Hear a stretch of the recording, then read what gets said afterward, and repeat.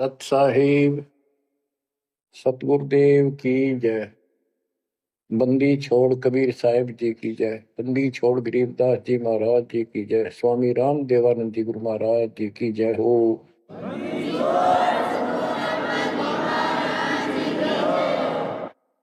सर्व संतों की जय, सर्व भक्तों की जय, धर्मी पुरुषों की जय। श्री काशी धाम की जय, श्री सुडानी धाम की जय, श्री क्रोथा धाम की जय, श्री बरवाड़ा धाम की जय। सत साहिब परमपिता परमात्मा कबीर जी की असीम रजा से, मेरे गुरुदेव जी के आशीर्वाद से आज विश्व के मानव को अपने निज घर का ज्ञान हुआ। सब सदग्रंथों का सार परमात्मा के द्वारा बताया अध्यात्म ज्ञान प्राप्त हुआ और ये जन्म और मरण प्रत्येक देशवर की योनियों में, शरीरों में तृप्ति क्यों हो रही है, इसका ज्ञान हुआ। और आपको ये भी ज्ञान हुआ हमारा भगवान कौन है। आपको ये भी जानकारी हुई कि यहां से छुटकारा होगा कैसे। ये सब ज्ञान सतगुरु से होता है। तो दास जब भी मालिक को याद करता है तो अपने गुरु जी के एक एक वचन जो मुख्य तौर पर सुनाए गए थे तुरंत आत्मा में लगते हैं जाके और उनकी विशेष याद बनती है और कबीर जी की ये बातें याद आती है। अमरवाणी कबीर सतगुरु के उपदेश का लाया एक विचार, जय सतगुरु मिलते नहीं जाते नरक द्वार। नरक द्वार में दूत सब करते खिंचातान, उनसे कबू नहीं छूटता फिर फिरता चारों खान। कबीर चार खनी में भरमता, कबहू न लगता पार। सौ फेरा सब मिट गया मेरे सतगुरु के उपकार। जय जय सतगुरु मेरे की, जय जय सतगुरु मेरे की। सदा साहिबी सुख से बसियो अमरपुरी के डेरे। गुरुदेव की जब ये उपकार याद आता है उसके प्रति अनायास ही अपने आप उसकी जय जयकार करने को आत्मा पुकार उठती है। बच्चों, ये जो ज्ञान दास सुना रहा है सब सदग्रंथों शास्त्रों से प्रमाणित है और खुद परमात्मा स्वयं परमेश्वर नाम है ये हमें ज्ञान बताया और फिर अपने बच्चों को ऊपर लेके गए, फिर नीचे छोड़ा। उन्होंने दिल खोल कर सच्चाई बताई, अपने समर्थ की जानकारी दी। उस घर का सुख और यहाँ के नरक का कष्ट याद दिलाया जो सत्य है। आज कोई सुखी नहीं धरती पर। इस बात को आप आसानी से समझ लेना। कबीर साहब कहते झूठे सुख को सुख है मान रहा मनमोद। एक छोटा सा गुजारा हो गया, अफसर बढ़ गया, नौकरी लग गई, कार होगी, कोठी होगी, माचा माचा करे। कल को मृत्यु के बाद वही कुत्ता बनकर कोठी के बाहर बैठेगा, कोई टूक नहीं डालेगा। ये कष्ट याद रखो जब ये भक्ति बनेगी। वैसे भक्ति हो ही नहीं सकती क्योंकि मनुष्य जीवन के अंदर इतनी राहत मालिक देता है, उसको वो सुविधा खूब मिलती है। जैसे बच्चे स्कूल जाते हैं, पढ़ाई करते हैं, तो माता पिता उनको पूरी सुविधा देते हैं, अपनी स्थिति से बढ़कर, अपनी औकात से भी ज्यादा उन बच्चों पर खर्च करते हैं। और वो बच्चे पढ़ाई ना करके उन पैसों का दुरुपयोग करते हैं, उस समय का दुरुपयोग करते हैं कि तो बकवाद करें, फिल्म देखें या खेल में बढ़े रहे, तो अंत में वो फेल होकर के मजदूर लगते हैं। दास हरियाणा की इरिगेशन डिपार्टमेंट के अंदर सिंचाई विभाग में जूनियर इंजीनियर की पोस्ट पे था, तो वहां काम चल रहा था, हम खड़े थे, मजदूर भी थे, हमारा माइनर इरिगेशन का काम था। एक रोड का निर्माण हो रहा था वहीं पर, रोड के निर्माण पर मजदूर वहीं थे, हमारा भी काम उनके पुल बनाकर पार करना था, सड़क को निकाल के वहीं खड़े थे। उनका एक्शन आया और फिर वो चला गया अपना देख दाख के। उस एक्शन के जाने के बाद एक मजदूर कहता है, ये मेरा क्लास फेलो था, मेरा सहपाठी था, मैं बकवादों बड़ा रहा, पढ़ा नहीं, खेलने जाता, बीच में स्कूल छोड़कर बाहर भाग जाते, और मैं फेल हो गया, ये पास हो गया। देखा जिसकी किसी मोह है, गाड़ी में चलता है, बढ़िया कोठी बना ली है, और मेरे बच्चे वही रेत में पड़े हैं। यूं कहते हैं आंखों में पानी आ। कबीर साहब कहते, आज 6 दिन पाछे गए, गुरु से किया ना हित, अब पछतावा के करे, चिड़िया चुगी खेत। इसी प्रकार बच्चों, आज आप इस परमात्मा के कॉलेज में, स्कूल में, यदि आप ठीक से नहीं पढ़ोगे, नहीं सत्संग सुनोगे, सेवा नहीं करोगे, दान नहीं करोगे, मर्यादा का पालन नहीं करोगे, फिर ऐसे रहोगे। कबीर साहब कहते हैं, खिड़की दे दे रोवेगी सुरता, जब तू चल लेगी अकेली।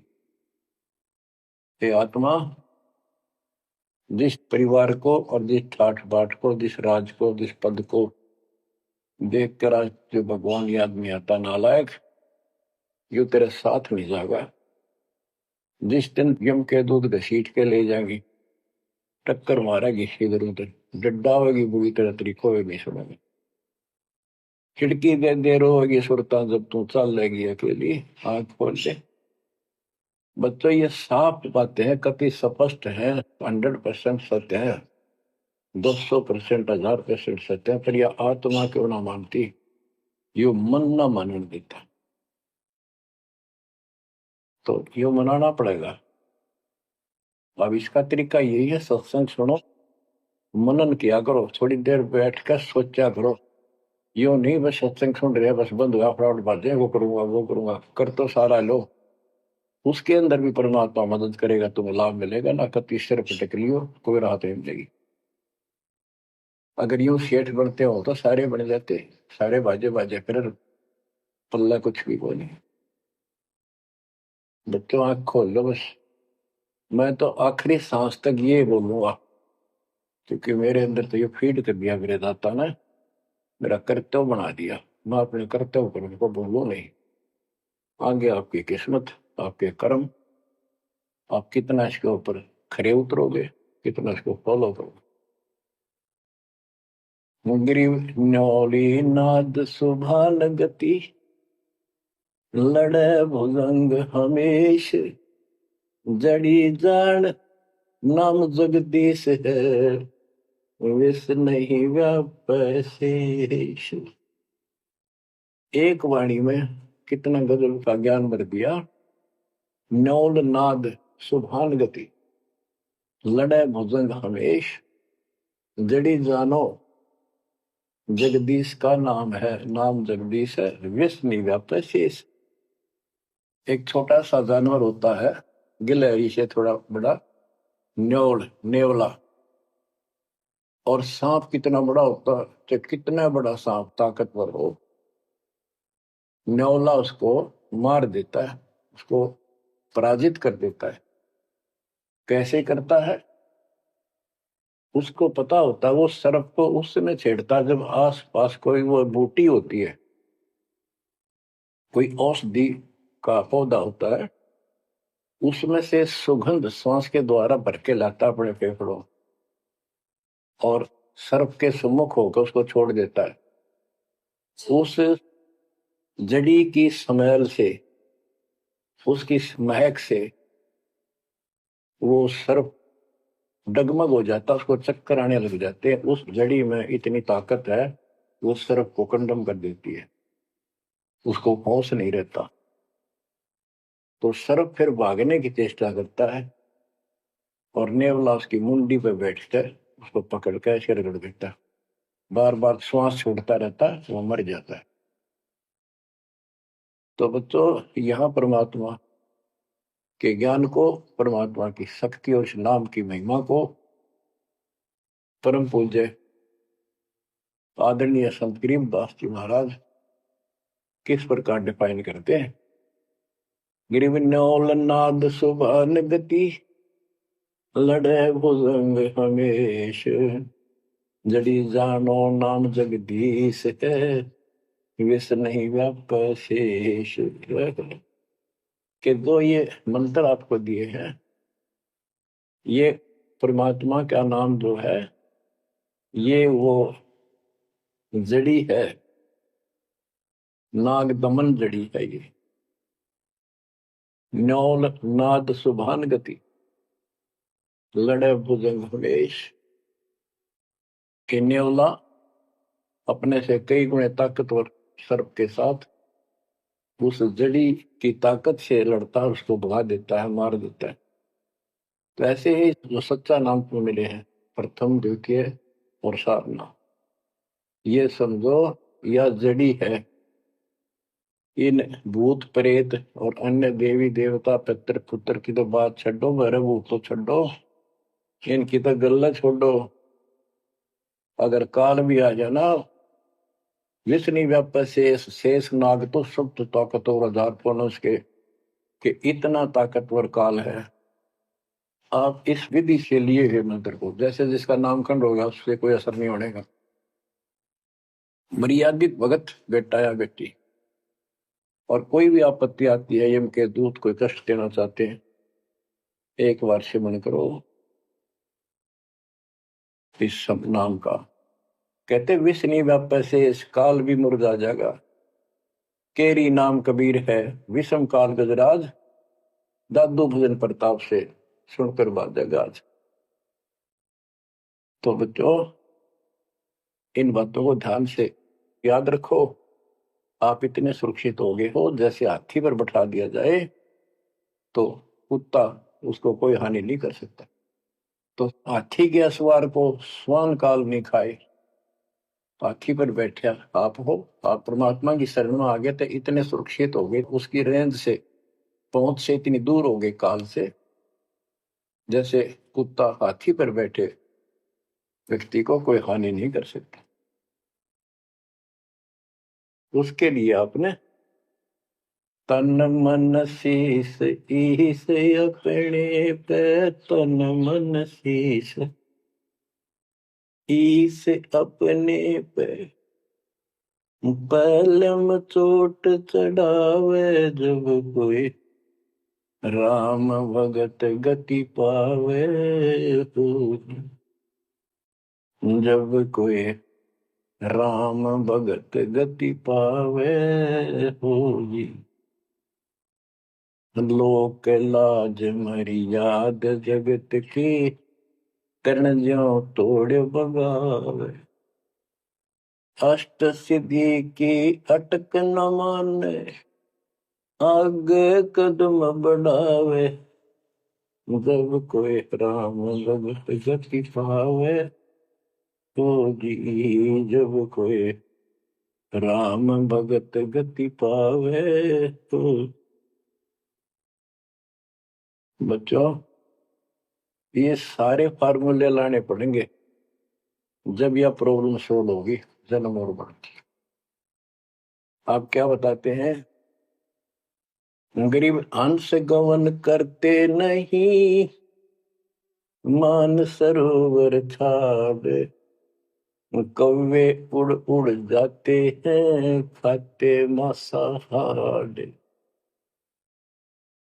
गिरव मान सरोवर मुक्ति फल, मुक्ता हल के ढेर, कौआ आसन नाम दे भूमि दीन सुमेर।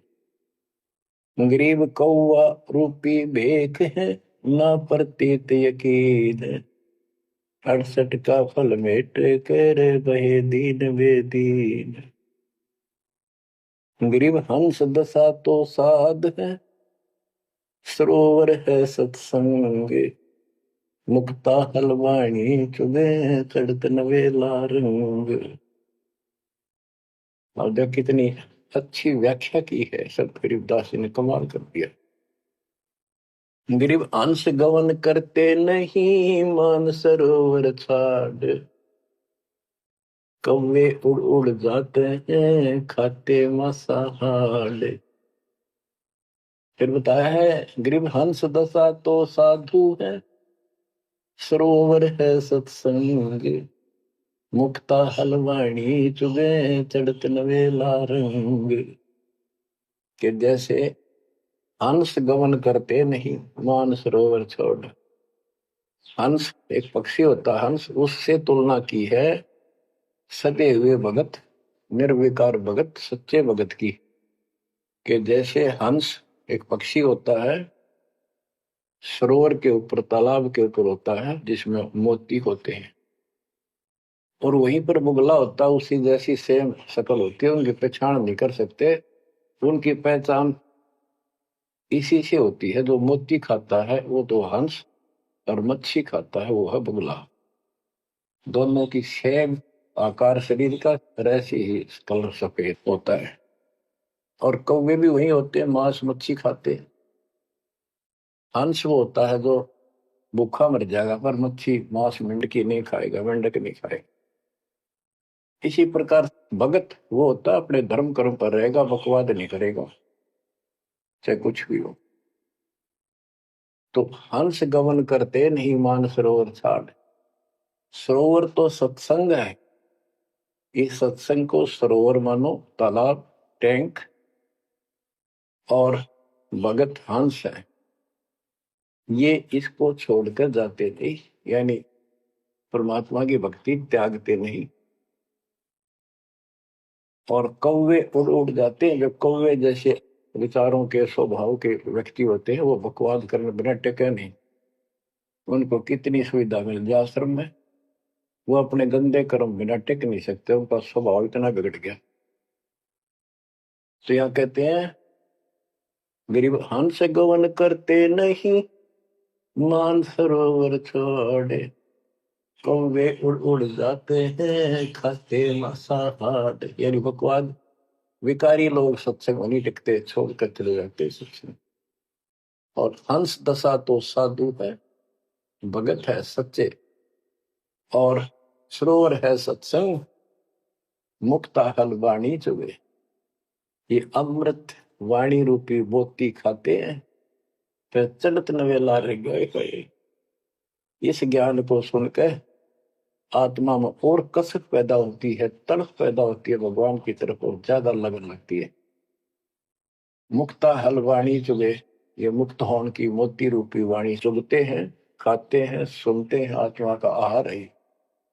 फिर चढ़त नवेला रंग, और अजब गजब आत्मा के अंदर इसका असर होता है, प्रभाव पड़ता है। फिर वो बताते हैं, गरीब कोट वर्ष करे, संगत साधों की, पत्थर का जल में क्या भीजे, चंदन बन में रंग लागे, एक बांस बेटन भी ना सीधे। गरीबदास जी कितना प्यारी व्याख्या करते हैं कि कोटि वर्ष करे संगत संतों की, सतगुरु की, पत्थर का जल में के भीजे। पत्थर को पानी में डाल दो, कितने में? और तो 100 वर्ष के बाद निकाल लो, उसका कभी असर नहीं। उसको एक दूसरे एक साथ बिठा दो, जब चिंगारी पाटेगी, जबकि पानी से तो सब नरम हो जाते हैं। इसी प्रकार बताया है कि जो निकम्मी आत्मा है, पत्थर हो चुके हैं काल के बकवाद कर करके, वो सत्संग में कितने दिन रहो, उनका कभी असर नहीं हो, उन बकवाद करनी ही करनी। गरीब कोट वर्ष करो संगत साधुओं की, पत्थर का जल में क्या बीजे, और चंदन बनना रंग ला दे, एक बांस बिटन भी ना सीधे। चंदन का एक पेड़ होता है, उसमें से समय निकलती है बहुत सुंदर, गुड समय।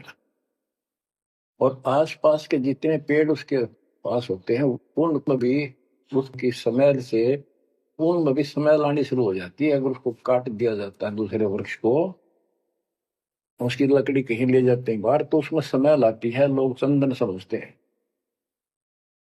और कुछ नकली व्यापारी उनको चंदन के रूप में बेचते भी हैं। कहने का भाव ये है कि सतगुरु के पास रहने से, सत्संग सुनने से अच्छी आत्माओं का तो असर पक्का होगा, लेकिन बांस बिटम भी ना सीधे। बांस का जो होता है पेड़, एक जैसा बांस देखा आपने, ये पेड़ होता है इसका, लंबे लंबे होते हैं, इस पे चंदन का कोई असर नहीं होता। तो जो बांस जैसे कट्टर इंसान है, जिनकी आत्मा गिर चुकी है, मर चुकी है, पूर्ण पे इनका असर नहीं होता। वो ऐसे लोग हैं, संगत माई कुसंगत उपजा, जैसे बल में बांस, आपा किसके आग लगा हुआ कर बंधखंड का विनाश। अब क्या बताते हैं, जो सत्संग में आकर भी बकवादी है और उनका असर नहीं हो रहा, वही कर्म बकवादों वाले करते, नाम तोड़े हैं, सार नाम लेकर भी बकवाद करते। कई भक्त हैं, लिखे ऐसे हैं जैसे बहुत बड़े भगत है, बहुत निकट रहते हैं हमारे, और अंत में उनके कर्म इसे गद्दे पावे, हम सोच भी नहीं सकते। तो ये गलतियां हैं, इनको सुधारना पड़ेगा अपने। माई और बात तेरे काम न आवे, संतों शरण लाग रे, मुके सोवग पलत में बंदे, जाग जाग नर जाग रे, जाग जाग नर जाग, उठ सवेरे हुक्कावर लिया, उनके जाग्या नर भाग रे, शुक्रम किया ना करी रे बंदगी, फुटे तेरे भाग रे, वो फुटे तेरे भाग रे। इस तन सराय में जीव मुसाफिर, करता रहे दिमाग रे, रात बसेरा कर ले डेरा, चले सवेरा त्याग रे, चले सवेरा त्याग रे। बगैर सच्चे ज्ञान के इंसान सारे जीवन में अपने मनमुखी अटपट कर कर, यूं कर दूंगा, वो कर दूंगा, कोठी बना दूंगा, उसने ऐसे ठग लूंगा, ये ऐसे कमा लूंगा, यहाँ जमीन इतनी सस्ती मिले है, ऐसे कर लूंगा, कर ले। लेकिन भक्ति भी तो साथ कर ले, बरकत तो दाता ने देनी है, कर्म तो ज्यादा मिले नहीं, कितनी कोशिश कर लो, कर्म से अधिक लेना है तो धनी की शरण माना होगा। इस परमात्मा कबीर जी के हाथ में वो कलम है, जो पाप कर्म को काट के शुभ कर्म लिख देता है। आपके भाग बना है उसको भी लिख देता है, आपके संस्कार ठीक कर देता है। इस तन सराय में जीव मुसाफिर, करता रहे दिमाग रे, रात बसेरा कर ले डेरा, चले सवेरा त्याग रे, चले सवेरा त्याग रे। ये जीवन आपका एक, न सोच लो, स्वप्न है। और यह नींद जब खुलेगी, मृत्यु होगी जब आंख खुलेंगी, जब यह नींद टूटेगी, सवेरा होगा, कुछ ही नहीं पाओगा उस बात। एक भगत बता रहा था, नाम लेने से पहले मैं रिक्शा चलाया करता हूँ, ने कल्पना हुई गाड़ी लूंगा और न खूब टी टी करके चलाया करूंगा। सपना भी वही आ गया, जैसे मैंने बढ़िया गाड़ी ले ली और किराए पर ला रखी है, खूब जोर से चला रहा हूँ, बढ़िया रोड है, आगे एकदम ब्रेक मारने लगा, जोर से पैर मारा, वहां पट्टी पुरानी रजाई थी, उसमें कार पार पैर निकल गया, वह भी पार्टी नहीं उठा, तो देखा ना को कार ना गाड़ी, और झोपड़ी में पड़ा हूँ। तो बच्चों ये सपना साधा टूट उठ के तो मुंड पकड़ हुआ है, तो ये स्वप्न है जो तुम टी टी करके चल रहे हो, कितने दिन सालों में। इस तन सराय में जीव मुसाफिर, करता रह दिमाग रे, रात बसेरा कर ले डेरा, चले सवेरा त्याग रे, चले सवेरा त्याग। तुमता चोला बना न मोड़ना, लगे दाग पे दाग रे, दो दिन की गुजरान जगत में, क्यों जड़े बरानी आग रे, क्यों जड़े बरानी आग रे। कुबद का चढ़ी चढ़गी छित पे, तू होया मनुष्य नाग रे। यानी जिसका जितना सामर्थ्य है, जब तक उसको ज्ञान नहीं है, कोई न कोई ऐसा दुख दे रखेगा दूसरे को, ताकतवर है वचन से ऐसी गलत बात कह देगा, और निर्बल दुर्बल ऐसा है व्यक्ति की आत्मा रोती रह जाएगी, या किसी को लूट लेगा। बड़ा अफसर है, ऐसी कलम चला देगा, मरो से जीव।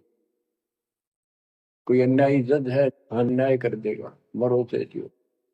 तो यह कहते हैं, तो बद का चढ़ी चढ़गी चित पे, तू होया मनुष्य नाग रे। आदमी से नाग बढ़ गया, नाग है। जैसे दुर्वासा ने श्राप दे दिया, 56 करोड़ यादव मर गए। चुनौती ने तपस्या करी थी, या खाक तपस्या थी। तो इसे जड़े हुए ढोयर जो आम व्यक्ति है, जो भक्ति नहीं करता, कुछ पद प्राप्त है, जो ताकत है गांव में या शहर में या राज का हिस्सा है, उसको कह रहे हैं गरीबदास जी, तो बद का चढ़ी चढ़गी चित पे, तू होया मनुष्य नाग रे, सुध नहीं सजन सुख सागर, बिना प्रेम बैराग रे, बिना प्रेम बैराग रे। हर्षो मरै सो हंस कहावे, कामी क्रोधी काग रे, भौरा न भरम इस विष के वन में, चल बेगमपुर बाग रे, चल बेगमपुर बाग रे। शब्द सैन सतगुरु की पहचान, पाया अटल सुहाग रे। शब्द सैन संकेत, शब्द सैन सतगुरु की पहचान, पाया अटल सुहाग रे। नतानंद महबूब गुमानी, प्रगट पूर्ण भाग रे, प्रगट पूर्ण भाग रे। हर्ष उम्र सो हंस कहावे, मर्यादा में रह के जो भक्ति करता है वो हंस कहलाता है। और कामी क्रोधी कागरे, मोरा न भर में इस विष के वन। हे आत्मा, जो तू ये नकली सुख लेता फिरता है बकवादों के, कितने शराब पी ली, कितने सुल्फा पी लिया, कितने कोठी के लालच में, कार के लालच में दुनिया को लूट रहा है, बकवास कर रहा है, कि हर सुमर सो हंस को हावे, कामी क्रोधी कागरे, भौरा ना भर में इस विष के वन में, जहर का वन है। तेरे जीवन को नष्ट कर देंगे ये नकली सुख। फिर बताया कि शब्द सैन सतगुरु की पहचानी, अपने गुरुदेव का संकेत समझा, सैन इशारा। और इशारा समझना चाहिए भक्तों को, तो क्या हाल होगा, मरने के बाद दुर्गति हो जाएगी। 2 दिन का जीवन है, खा के ये इसमें माचे माचे करो, ये है सैन। और हमने तो खोल के बता दी, समझदार को तो संकेत पर्याप्त होता है। शब्द सैन सतगुरु की पहचानी, पाया अटल सुहाग रे। ये है तो कबीर साहब का शब्द, फिर भी चलो जैसा भी है। न तो आनंद महबूब गुवानी प्रगटे पूर्ण भाग रे। अब सतगुरु से बात शुरू हुई थी। ये नित्यानंद जी भी कहते हैं कि मेरा महबूब सतगुरु गुमानी दास, मेरे कोई अच्छे भाग थे जो मुझे इनका मिलन हुआ। नित्यानंद महबूब गुमानी प्रगटे पूर्ण भाग रे। तो बच्चों, आप इन बातों पे ज्यादा ध्यान दिया करो जो सत्संग के अंदर बताई जाती। जो सत्संग जो है ये एक टीचिंग है, टीचिंग। और बच्चे इस पढ़ाई को ध्यान से सुनते हैं, इस पर अमल करते हैं, इसका अनुसरण करते हैं जो टीचर बताता है, क्योंकि टीचर सिलेबस से बताता है। और सिलेबस से बताया हुआ जो भी ज्ञान है उसको स्टूडेंट्स ठीक से याद करते हैं, उसका अभ्यास करते हैं, तो जब परीक्षा होती है वे सफल होते हैं। अब ये आपकी जो क्लास लग रही है, ये उस कबीर भगवान की आप पर एक न्यारी रजा और है, अलग से हुई है। और समय अनुसार जहां भी आवश्यकता पड़ रही है, परमात्मा समय पर अपने बच्चों को उसी तरह वो सुविधा दे रहा। सत्संग के दौरान बहुत एकाग्र चित्त से सुना करो। ये समझो कि गुरु जी सामने खड़े हैं, देख रहे हैं।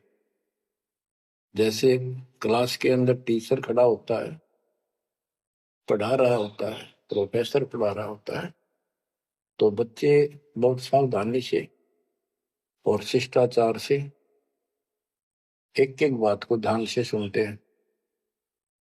फिर टीचिंग के बाद अपना सामान्य बातें भी करते हैं, नहाना धोना खाना पीना सारा कुछ करते हैं, खेत का काम भी करते हैं, माता पिता का हाथ भी बटाते हैं, करते हैं। लेकिन जो टीचिंग के दौरान उसने सुना है वो भूलना नहीं चाहता, वो उनको अलग से कुछ देगा। और उसके सुनते सुनते सुनते वो एक दिन एमएससी, टेक, इंजीनियरिंग, डॉक्टरी, पता नहीं क्या क्या पढ़ाई पढ़कर विद्वान बन जाते हैं। इसी प्रकार आप इस ज्ञान को सुनते रहोगे, सुनना पड़ेगा। हजारों से ज्यादा सत्संग रखे, उनको ऐसे ही सुना करो। 1 घंटा अवश्य लगाओ, दिन में 1 घंटा भी लगाओगे तो भी बहुत कुछ मिलता रहेगा, भूल नहीं पड़ेगी। काल का आपके ऊपर बहुत भयंकर दबाव है, बहुत प्रेशर है। इतना ज्ञान सुनते हो, जितना दास चाह रहा है आपके अंदर, वो प्रेरणा अभी बनी नहीं है, पर बहुत कुछ बात लवा लगी है। निकट हो और सुनते रहो। और ये समय निकालना भी मालिक की कृपा है ना। तो कल पता नहीं इस समय को कहा बिरान माटी में दुर्गति के अंदर लवा दे, कोई और समस्या खड़ी कर देगा, सारी टेंशन वही दिमाग वहां घूमता रहेगा, या कोई बीमारी हो जाएगी उस पर टेंशन, हॉस्पिटल में पड़े रहेंगे। तो ये परमात्मा की असीम रजा आपके ऊपर है, एक कलम तोड़ कृपा है। और ये बातें कहने सुन की नहीं, ये कर पाड़न की है। ध्यान दो, इस गंदे लोक की स्थिति से आपको पूर्ण रूप से परिचित करा दिया गया है। यहाँ एक पल का भरोसा नहीं, तुम क्यों आंख बंद करके बैठे हो इस गंदे लोक में, इसी व्यवस्था में उलझे रहोगे क्या? ठीक है, अपने अपने निर्वाह के लिए करना पड़ेगा, करते रहो, पर भगवान की कसक दिल में अलग से रहनी चाहिए आपके। एवं नहीं सुनना, सुना दिया तुमने, सुन लिया, थोड़े बहुत मंत्र कर लिए, सुबह दोपहर शाम की आरती कर ली, अच्छी बात है, लेकिन यह कसक पैदा नहीं हुई तो बात फिर अधूरी रह जाएगी। आप क्या बताते हैं?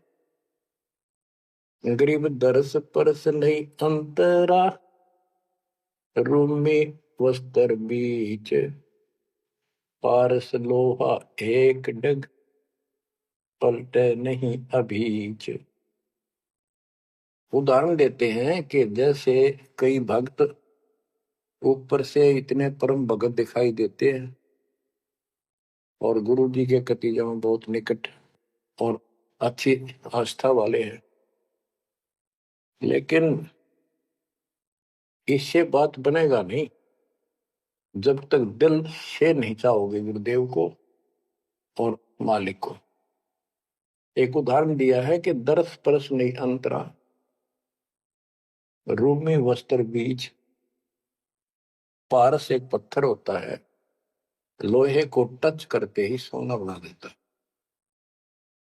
चाहे से छूते ही। और कहते हैं लोहे और पारस साथ साथ रखे हैं। यदि एक रूमी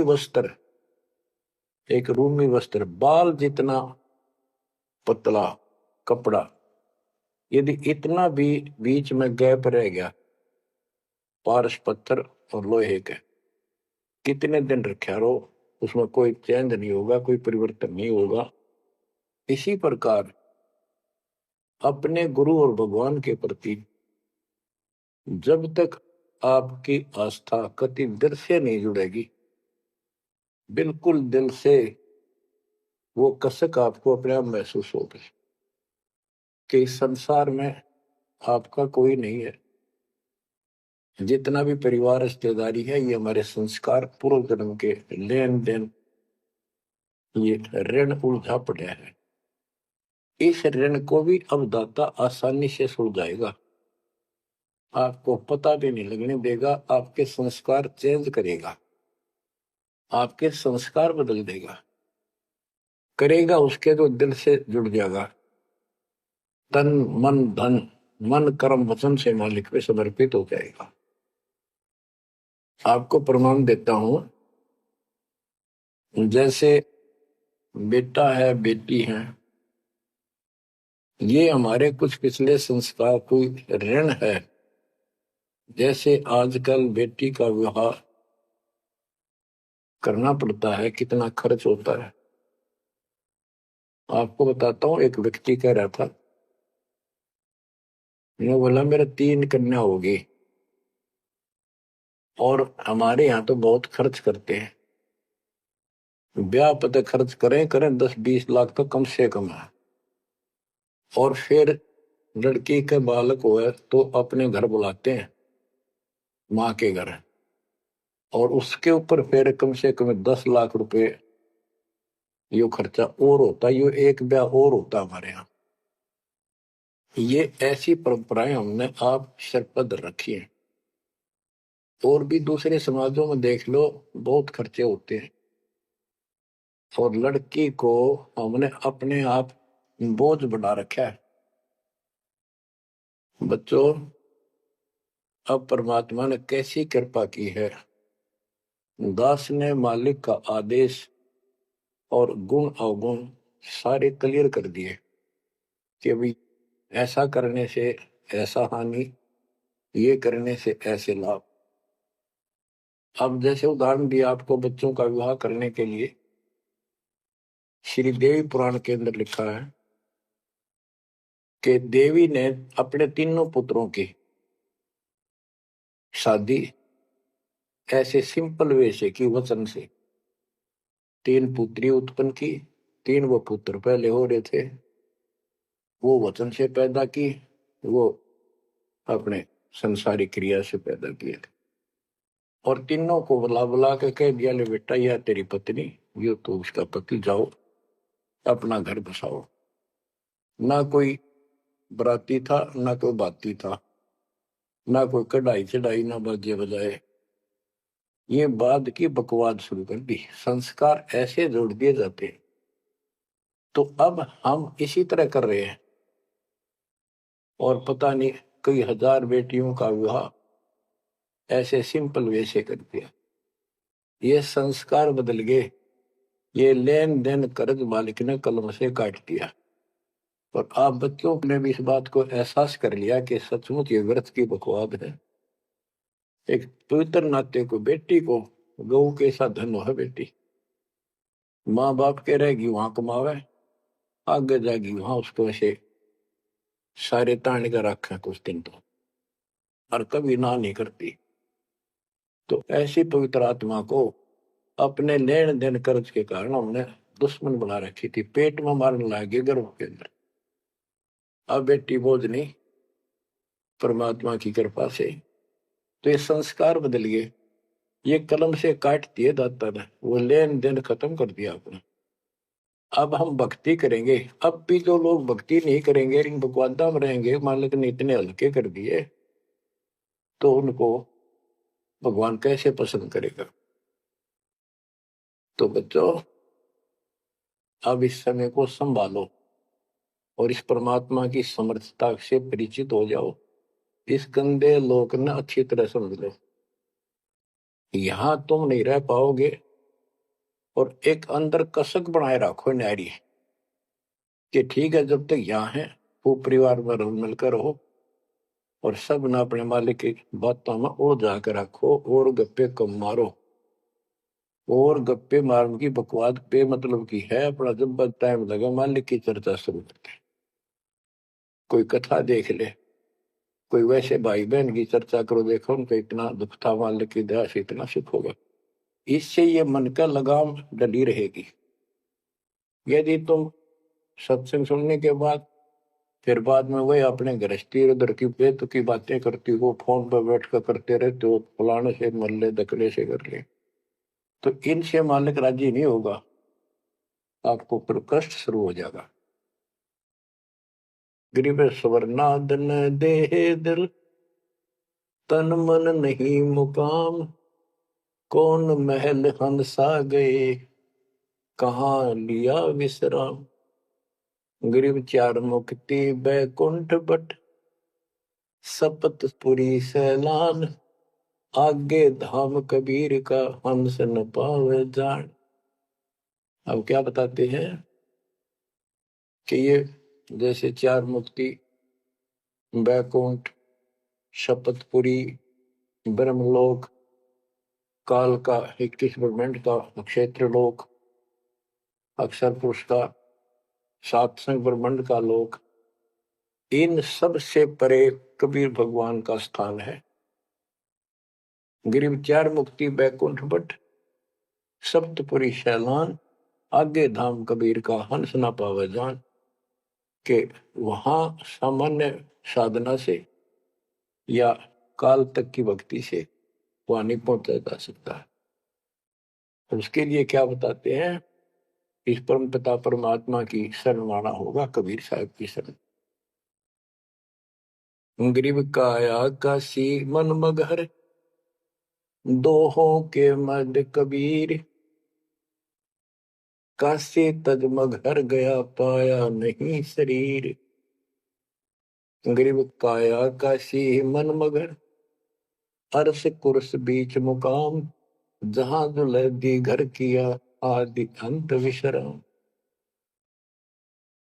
बच्चों, परमात्मा कहते हैं कि वो दुल्हा सतलोक में निवास करता है, और वहां जाने के लिए आपको पूर्ण गुरु की आवश्यकता पड़ती है, और अपने मन का दोष दूर करना होगा।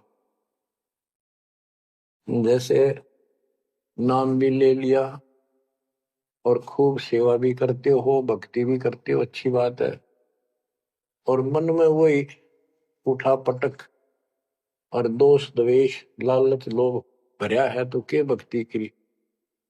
एक समय की बात है, गोपी चंद तथा भर्तरी ये दोनों राजा थे, और राजाओं के पास कोई कमी नहीं होती धन की, सारा सुख होता है, पैसे, हीरे, मोती, लाल।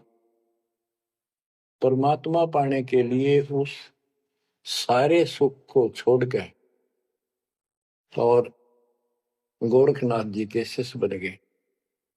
कति त्यागी बैरागी हो गए, तन पर एक लंगोट रखे, हाथ में करमंडल, जैसा उनका वेशभूषा होती है वो रखते। एक दिन गोपीचंद और भर्तरी जा रहे थे रात्रि में, चांद की रोशनी अच्छी थी। किसी ने रास्ते में पान खाकर थूक रखा था और उसका बुलबुला सा बन गया। ये दोनों वहां जा रहे थे तो चांद की रोशनी में वो बुलबुला सा चमका। भर्तरी को लगा कि ये लाल पड़ा है, लाल हीरा। उसने एकदम उस पर हाथ मारा ठाण खातर, उसका हाथ धस गया थूक में। अरे गोपीचंद हंसे। गोपीचंद बोले, नाथ जी क्या मिल गया ऐसा, कैसे बैठ गए चलते चलते। बोला रहा तारा गजब हुई हो, लक्ष्य थूक रखा था, मैंने सोचा लाल है। गोपीचंद बहुत हंसा, बोले जी लाल छूटे नहीं अभी तक।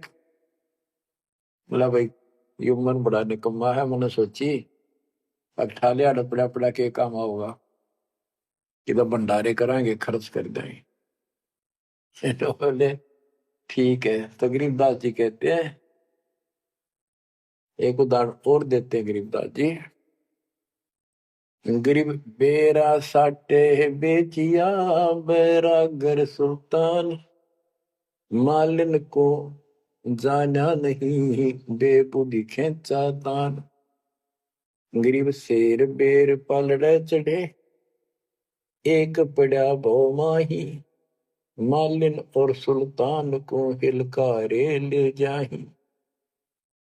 2.5 लाख की पावड़ी, एक पैसे का बेर, देख अदब सुल्तान को कैसी डारी मेर।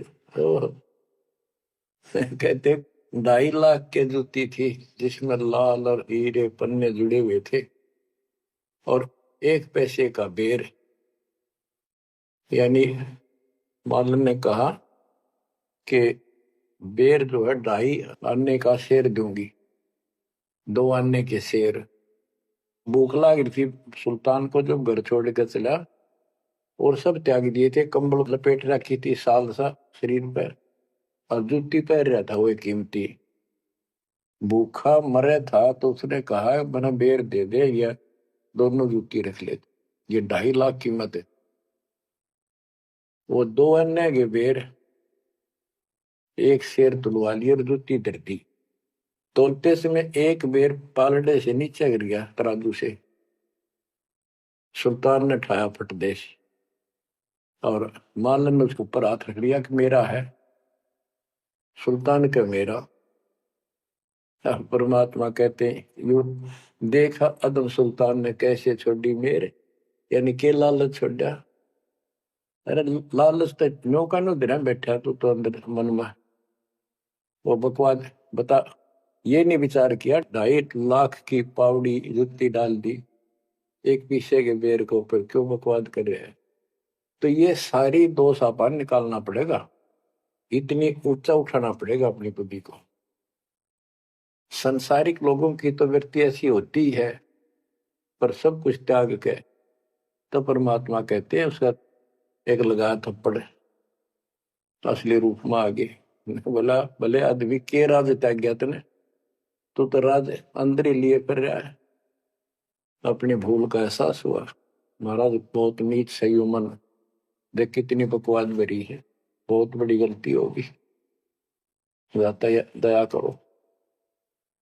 तो बच्चों इस प्रकार आपने भी थोड़ा सा ऊंचा उठना पड़ेगा। परमात्मा के लिए छोटी मोटी बातों पर अड़ंगा नहीं अड़ाना चाहिए। संसारी लोगों की रीति किसी हो, पर अपनी धर्म नीति को आगे रखे, उसके कारण आप ऊपर उठ जाओगे। गरीब 9 लख नानक नाद में 10 लख गोरख तीरे, लाख दत्त संगी सदा चरणों चरत कबीर। गरीब 9 लख नानक नाद में 10 लख गोरख पास, अनंत संत पद में मेले कोटि तेरे रविदास। गरीब रामानंद से लक्ष गुरु त्यारे शिष के भाई, चेलों की गिनती नहीं पद में रहे समाये। गरीब खोजी खालक को मेले ज्ञानी के उपदेश, सतगुरु पीर कबीर हैं सबका हो उपदेश। गरीब दुर्वासा और गरुड़ से कीना ज्ञान समोद, अरब रामायण मुख कही वाल्मीकि को शोध। परमात्मा जो भी भक्ति पर लगे हुए हैं उन अपने बच्चों को सबको मिलता है। दुर्वासा से मिले, गरुड़ से मिले, काकभूषण से मिले, शिव जी से मिले, विष्णु जी से मिले, ब्रह्मा जी से मिले, सबको मिलते हैं। देवी जी से मिले, ये नहीं छोड़ते किसी। हमारी बुद्धि काल में कति घुमा रखी है, ये बात हमारा समझ में आइए को नहीं। अब क्या बताते हैं कि वाल्मीकि के रूप में पांडवों की अश्वमेघ यज्ञ में परमात्मा ने कैसा कमाल किया। गरीब फिर पांडवों की यज्ञ में शंख पचायन टेर, 12 कोटि पंडित जहां पड़ी सबन की मेर। गरीब फिर पांडवों की यज्ञ में शंख पचायन टेर, 12 कोटि पंडित जहां पड़ी सबन की मेर। यानी सब की मरोड़ निकल गई जब पांडवों के अश्वमेघ यज्ञ में परमात्मा ने सुपत रूप में वाल्मीकि रूप में जाकर शंख बजाया। उसमें 12 करोड़ पंडित बैठे थे। गरीब 33 कोटि यज्ञ में आए 88 सारे, 12 कोटि वेद के वक्ता सुपच का शंख बजा रे। होय होय।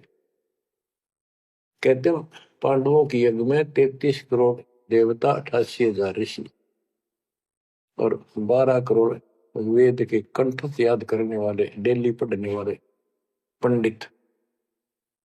वह उनसे वो काम सिद्ध नहीं हुआ और सुपथ उस हरिजन शूद्र वाल्मीकि से वो शंख बजा। यानी ये बताते हैं मनुष्य जीवन प्राप्त करके जाति से कोई लिंक नहीं मौलिक का, ना किसी मजहब धर्म से। वो परमात्मा की भक्ति सच्ची हो उससे सब कुछ प्राप्त होता है। गरीब फिर पंडों की यज्ञ में शंख पंचायन टेर, 12 कोटि पंडित जहां पड़ी सबन की मेर। गरीब करी कृष्ण भगवान को शरणामृत से प्रीत, शंख पंचायन जब बजा लिया द्रौपदी सीत। कहते हैं उस वाल्मीकि के चरण धोके श्री कृष्ण जी ने पिया और द्रौपदी ने पिया जब जाकर शंख बजाया। गरीब 12 कोटि पंडित जहां और ब्रह्मा विष्णु महेश, शरण लिए जगदीश को जिसको रटता शेष। गरीबदास जी कह रहे हैं कि 12 करोड़ पंडित थे वहां पर, ब्रह्मा विष्णु महेश, और कृष्ण जी ने उस वाल्मीकि के चरण छुए, शरणामृत पिया। शेष नाग भी जिसकी पूजा करता है, इनका सबका चौंध लाग रही है। शेष नाग भी श्री कृष्ण को भगवान मान रहा है, विष्णु जी को। और कई बाप को पता भगवान है कौन। तो जैसे भी जिसको तुम संपूर्ण शक्तिमान बैठे हो उससे भी काम ना बढ़े। और एक बाल में एक छोटी जाति वाले से और वो शंख बज गया, अनमोल काम हुआ। अब बच्चों ये विचार करो कि जिनको हम भगवान मानते थे ये सारा फेल हो गए। परमात्मा कबीर जी के सामने कहते हैं, गरीब द्वादश कोटि पंडित जहां और ब्रह्मा विष्णु महेश, शरण दिए जगदीश ने जिसको रटता शेष। गरीब बाल्मीकि के बाल सम नाही तीनों लोक, सुर नर मुनिजन कृष्ण समेत पंडो पाई पोख। बच्चों, ये आप महाभारत में भी सुना करते पहले हम खूब, और ये क्या करते प्रश्न तो उठाया करते भाई कृष्ण जी से शंख नहीं बजा और उस वाल्मीकि सुपर सुदर्शन से कैसे बच गया।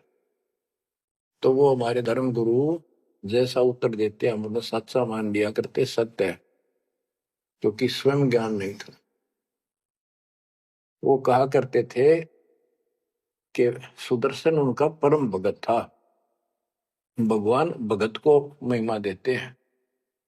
ये तो ये बात दिमाग में 33 करोड़ देवता, 88,000 ऋषि, ब्राह्मण 12 करोड़, क्या उनमें उसका कोई भगत नहीं था। श्री कृष्ण ने खा ली रोटी, शिव जी ने खा ली, ब्रह्मा जी ने भोजन पा लिया। ये तो यही वहां बात समझ में यह कहानी की थी। तो ये तत्व ज्ञान था, ये उड़ रखा था। 9 मन सूत, कबीर साहब कहते 9 मन सूत उड़ जिया, ऋषि रहे जखमार, सतगुरु ऐसा सुन जाते उड़ जिया ना तो जी बार। अब ये 9 मन सूत सुड़ गया, अब इस कलयुग मत योग जेगा नहीं। बच्चों, अजब गजब कर दिया दाता ने आपके ऊपर कलम तोड़ दी, ऐसा निर्णायक दातृ ज्ञान आपको प्राप्त करा दिया। देखो, आप शिक्षा ग्रहण करते हो, अच्छी बात है, इंजीनियरिंग कर ली, डॉक्टर बन गए, IAS IPS बन गए, या कोई और टीचर लाइन में चले गए। ये तो सिर्फ एक रोजी रोटी का काम है बस, इससे और कोई ज्यादा लाभ नहीं होने का। ये रोजी रोटी भी सब ना मिलती, पढ़े तो पता नहीं कितने शिक्षा ग्रहण करते हैं बच्चे। यह शिक्षा आपको इसलिए दिलवाई है परमात्मा ने कि आप कल्याण करा लो। नहीं तो गरीबदास जी ने बताया, कोट जन्म तन भरमत हो गए, कुछ नहीं हाथ लगा रे, कुकर शुकर खरबा बोरे कौआ हंस बुआरे। कोटि जन्म तू राजा की ना मिटी न मन की आशा, भिक्षुक होकर दर दर घूमा मिला ना निर्गुण रासा। इंद्र कुबेर ईश की पदवी ब्रह्मा भ्रमराया, विष्णुनाथ के पुर को जाकर तो फिर पूछा। अब ठीक है, तुम ईसन फाइनल माल बैठे, बहुत अच्छा पढ़ गया बेटा बेटी, बहुत बढ़िया नौकरी लगी, वाह वाह वाह। के इंद्र कुबेर ईश की पदवी ब्रह्मा वर्ण भ्रमराए, विष्णुनाथ के पुर को जाकर फिर भी वापस आए। गरीब 3 लोक का राज जय जीव को कोई दे, लाख बधाई क्या करे जो नहीं नाम तेरे। एक छोटी सी पोस्ट या पद या मंत्री, मुख्यमंत्री, प्रधानमंत्री बन गया, छड़ दे इन गल्ला कुछ ना दे रहा इन बातों में। एक कोडी का जीव नहीं जिसके पास सच्ची भक्ति नहीं। आपके ऊपर जो मालिक ने कृपा करती, पुण्यात्मा हो, आप सामान्य आत्मा नहीं हो। दास को 27 साल हो गए यही आवाज, यही परमात्मा की महिमा गुणगान करते करते। परमात्मा का कुत्ता हूं मैं, उसका निर्देश है, आदेश है, इसलिए आप धनियों को जगा रहा हूं, भौंक रहा हूं। और कुत्ता जो भौंकता है तो मालिक ने समझ लेना चाहिए कोई आपत्ति है, उठ के जागना चाहिए, इधर उधर देखना चाहिए, अपना धन संभालना चाहिए। आंखें खोल लो, कुर्बान हो जाओ। ये बार बार दास जो कह रहा है, कोई मूर्ख नहीं, मैंने कोई स्वार्थ नहीं आपसे, लेकिन आपका भविष्य, आपकी दुर्गति खड़ी दिखाई देती दास को।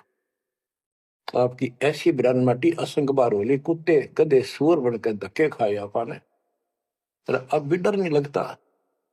अब तो ये नशा उतर जाना चाहिए आप लोगों का। क्या ये मैं भी बोलने जाऊं तुम सुने जाओ, या भेड़ वाले बीन मत बनाइयो इसने। इसका कुर्बान हो, जकड़े जाओ, मालिक के साथ लिपट जाओ, कुर्बान हो जाओ। ये कहने सुनने की बात नहीं है, कर पढ़।